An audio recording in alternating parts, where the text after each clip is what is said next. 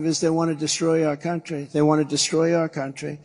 Under Biden, we have not one but two immigration disasters. We have one on the border, and we have one in the Biden State Department, which is admitting colossal amounts of jihadists into our communities and campuses and our refugee programs. That's why you see all of these big demonstrations in New York, in Chicago. Nobody can believe what's taking place. They're letting them in at levels that nobody's ever seen before. We cannot allow that to happen, and we don't want to be like Europe with jihads on every corner. That's what happens. I mean, we're going to be like Europe. You take a look at London, you take a look at Paris, you take a look at what's going on over there.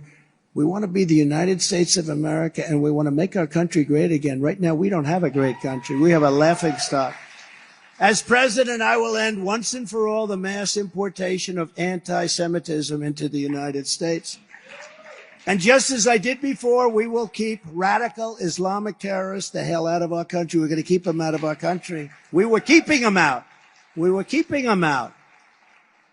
You remember the travel ban? On day one, I will restore our travel ban. We had a travel ban because we didn't want people coming into our country who really love the idea of blowing our country up. Let's blow up our streets and our shopping centers and our people.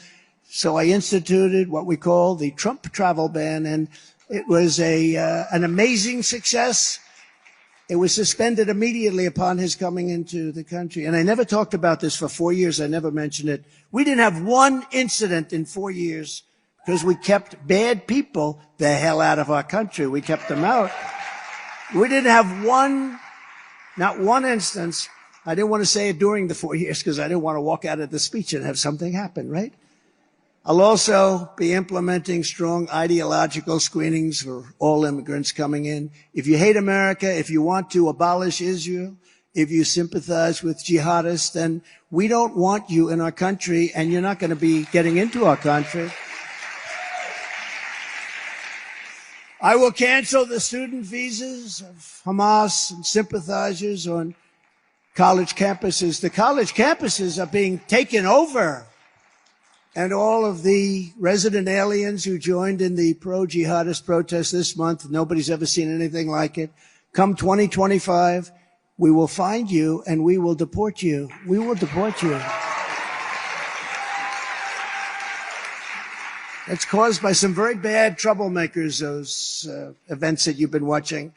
In the past 3 weeks, crooked Joe Biden has turned a blind eye to the greatest outbreak of anti-Semitism in American history. You have the greatest. I call up friends of mine who happen to be Jewish. I say, are you watching what's going on? And they're actually frightened. These are some pretty strong people. They're tough people. They're frightened. Their kids are afraid to go to school. And they never had that before. But in our colleges, media, and even government, nobody's ever seen anything like Rashida Tlaib and Ilhan Omar, who openly campaign against Israel. Nobody's ever seen this before. When asked recently about rising anti-Semitic hate, Joe Biden's own press secretary had nothing to say about the rabid mobs in the street, and they're shouting, kill the Jews, kill the Jews, and she had nothing to say. In fact, she stuck up for the other side. She started talking about the other side. You all saw it. Nobody could believe it. Then she came back later. She said, oh, I misunderstood the question. As president, I will absolutely protect our Jewish citizens from these maniacs, lunatics, radical left thugs. Threats or crimes of violence against Jews will be prosecuted to the fullest extent of the law. Right now, they go after Republicans, including me. They go after lots of people. They go after Catholics. I don't know what it is with the Catholics, but they're really after the Catholics, and they're after people wanting to make their school district better. This is a strange thing that's happening in our country. While in office, I took the strongest action of any president in history to combat the vile scourge of anti-Semitism. You know that.